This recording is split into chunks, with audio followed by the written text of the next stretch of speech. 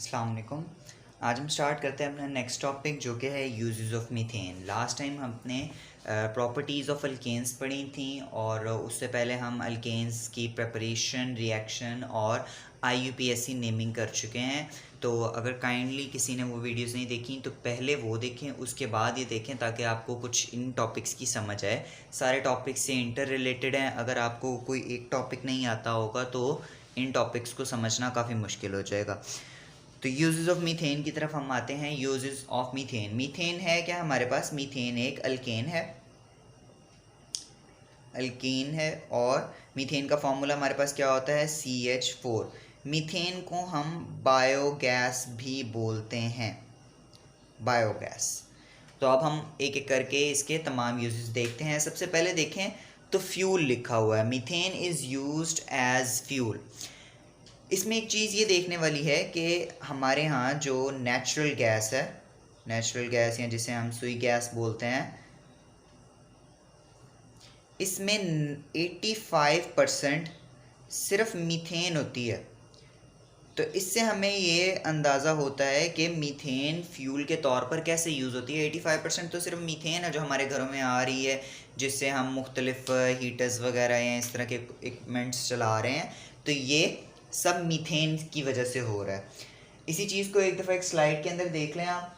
Slide में show किया गया है, देखें H2CO2 वगैरह से मिल के हमारे पास CH4 मीथेन बन रही है। और यही मीथेन आगे देख रहे हैं तो ऑटोमोबाइल्स के अंदर, फैक्ट्रीज़ के अंदर, हाउसेस के अंदर, इवन के शिप्स के अंदर हमें नज़र आ रही है कि यूज़ होती है। और नीचे साथ ही एक बर्नर शो किया गया है जिसके अंदर हम शो कर सकते हैं कि मीथेन जोन सी है वो यहाँ पर यूज़ हो रही है।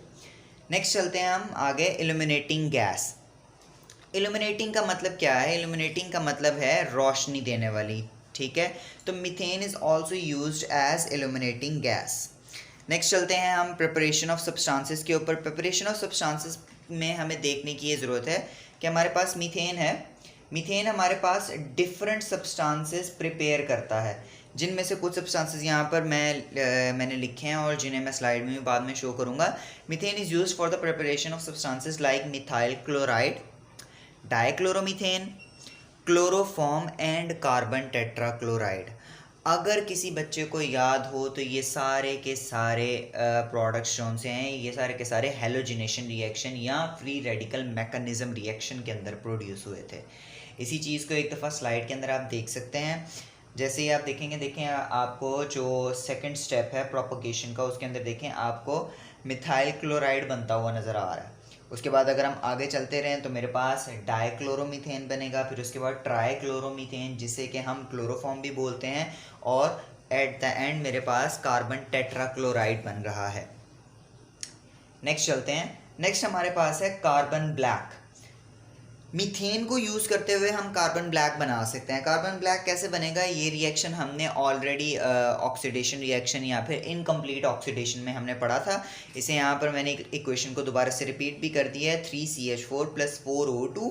हमारे पास ऑक्सीजन कम होता है जिसकी वजह से हमारे पास ऑक्सीडेशन इनकम्प्लीट रह जाती है। तो हमारे पास क्या होता है, ये जो 3 CH4 मॉलिक्यूल्स हैं इनमें से 2 मॉलिक्यूल्स यानी कि जो 2 कार्बन के मॉलिक्यूल्स हैं वो यहाँ पर कार्बन मोनोऑक्साइड बनाते हैं हमारे पास, कार्बन मोनोऑक्साइड।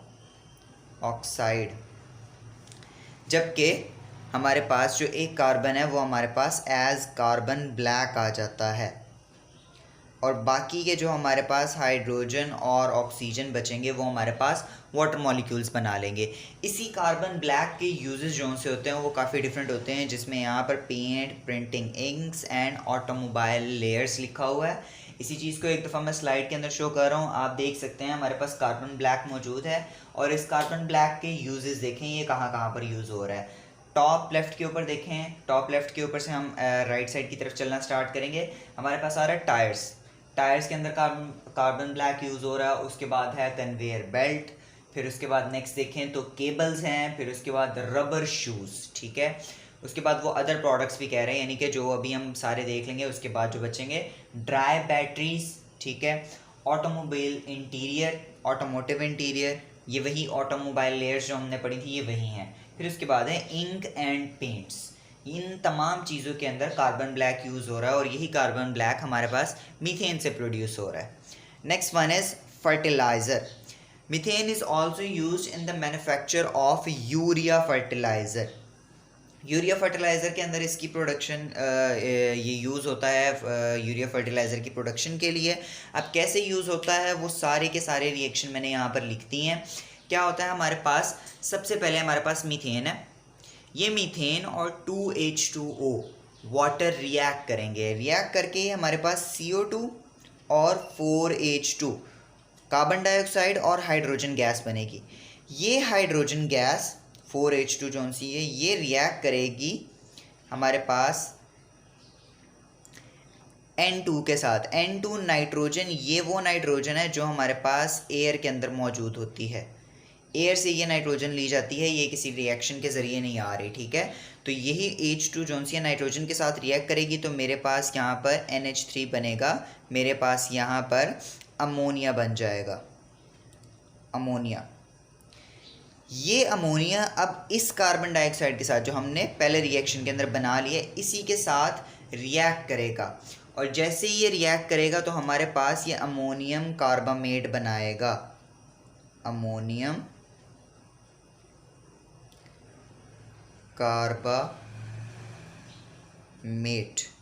अमोनियम कार्बामेट बन गया। इसी अमोनियम कार्बामेट से अगर मैं वाटर रिमूव कर दूं, अगर मैं वाटर रिमूव कर दूं तो मेरे पास यूरिया आ जाता है। तो इस तरीके से हमारे पास फर्टिलाइज़र के अंदर, यूरिया फर्टिलाइज़र की मैन्युफैक्चरिंग के अंदर हमारे पास मीथेन यूज़ हो रहा है। आई होप कि सबको लेक्चर की समझ आई होगी। अगर टॉपिक की समझ आए तो काइंडली वीडियो को लाइक करें, चैनल को सब्सक्राइब करें और शेयर करें। इंशाल्लाह नेक्स्ट हम आगे अल्कीन्स के बारे में पढ़ेंगे और अल्कीन्स की प्रिपरेशन करेंगे इंशाल्लाह। थैंक यू, अल्लाह हाफ़िज़।